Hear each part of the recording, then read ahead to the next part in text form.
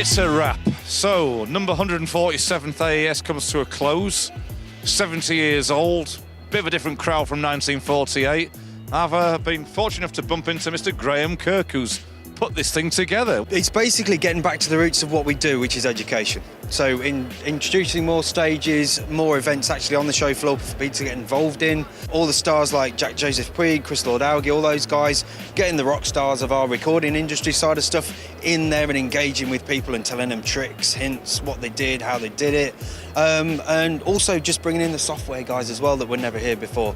So younger guys that now use software that don't use tape anymore, gives them something to engage with, new people to see. So we've got basically for the last 3 years probably had 20 to 30 new exhibitors every year. It's great to see these big events like AES here in New York, and it's a combination of a lot of technical papers, technical detail, looking at the progress, but also the trade show showing the latest, the greatest audio experiences. Well, I think AES is gotten over the hump. You know, they almost died. You know, they were mismanaged to a certain extent and had lost their way. And I think they're doing the right things now. I think the last couple presidents of the AES, up to and including David Sherman currently, who's about to hand it off, have done a very good job in seeing how to adapt what AES was and what the strengths were, but what it needs to be in the current time and for the future. For me, it's a fascinating show because I'm an audio engineer and this is my craft. I like to look at what the competitors have.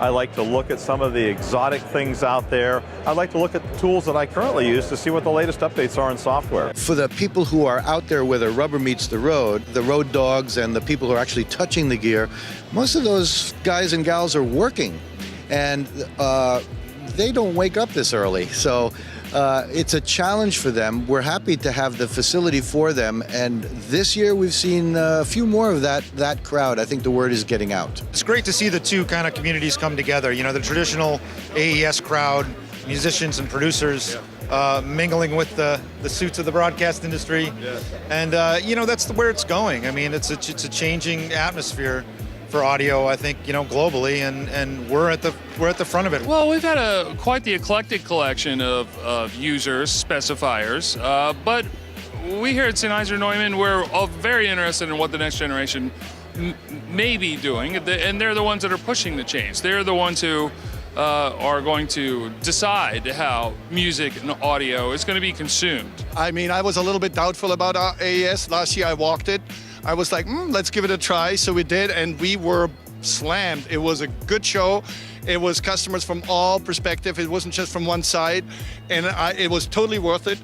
So I'm definitely coming back next year. We showed a couple networking products, and it was really greatly appreciated. So all I can say is thumbs up. It was a great show, despite the fact that New York is insanely expensive.